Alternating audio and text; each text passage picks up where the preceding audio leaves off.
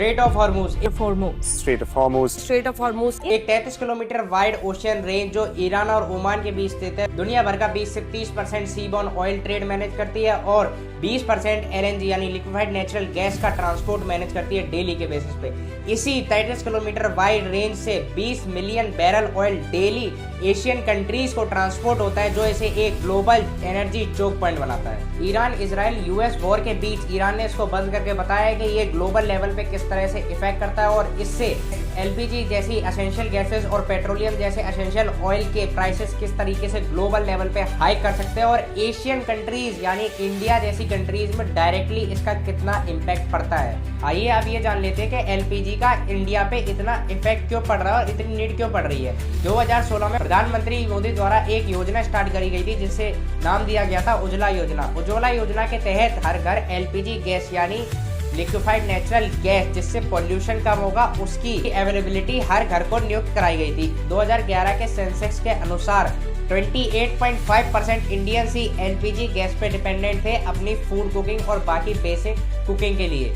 अब 2026 के सेंसेक्स के अनुसार 90% इंडियंस डायरेक्टली और इनडायरेक्टली एलपीजी गैस पे डिपेंडेंट है अपने फूड कुकिंग के लिए। पर ईरान इजराइल और यूएस के कॉन्फ्लिक्ट के बीच स्ट्रेट ऑफ हॉर्मूज के बंद होने से डायरेक्टली इंडिया के एलपीजी गैस के प्राइसेस पे हाई का ये इफेक्ट पड़ा है। देखिए आगे ये समझते हैं क्या इंडिया को डायरेक्टली इजराइल का सपोर्ट करना चाहिए था और ईरान को इग्नोर करना चाहिए था। इजराइल ने 1999 कारगिल वॉर इंडिया का सपोर्ट करते हुए इंडिया को directly laser guided missiles, drones और इंटेंस दी थी पाकिस्तान के खिलाफ। इसी के साथ इजराइल ने अनऑफिशियली 1971 में भी इंडिया का सपोर्ट किया था। इसी के साथ इजराइल ने कभी एंटी इंडियन स्टेटमेंट्स नहीं दिए। वहीं ईरान ने 1994 में वीटो का पावर यूज करते हुए इंडिया के साथ पाकिस्तान के खिलाफ एंटी इंडियन बिल जो पाकिस्तान लाया था कश्मीर के ऊपर ह्यूमन राइट्स को आगे करते हुए वहीं वीटो का पावर यूज करके ईरान ने उसको रद्द कर दिया था। और ईरान ने हमें खाबर पोर्ट का यूज करने दिया जिससे हम डायरेक्टली एक्सेस कर सकते हैं अफगानिस्तान और गल्फ कंट्रीज को पाकिस्तान को बाईपास करते हुए।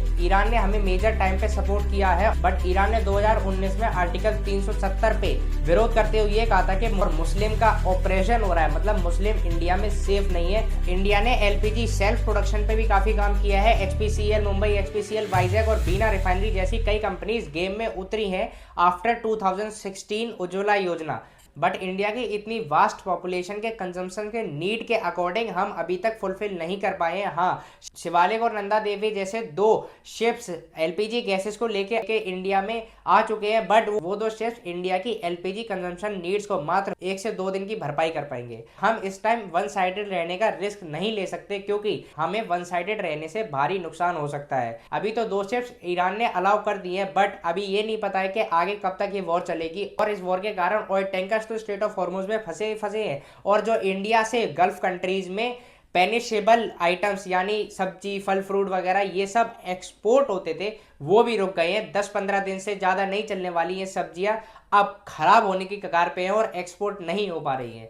इससे काफ़ी इम्पैक्ट पड़ा है हमारे फार्मर्स को। और देखने वाली बात यह है कि क्या ईरान इस वॉर को रोकेगा। यूएस कभी भी वॉर नहीं रोकेगा क्योंकि उसकी मिसाइल्स और टैंक्स और वेपन्स सिर्फ वॉर से ही बिकते हैं। जब से ये वॉर शुरू है तब से यूएस से डायरेक्टली गल्फ कंट्रीज ने वेपन्स लेना शुरू कर दिया है, जिससे उनकी वेपन्स आइटम्स का मार्केट काफ़ी बढ़ गया है और उनके शेयर्स काफ़ी ऊपर जा चुके हैं।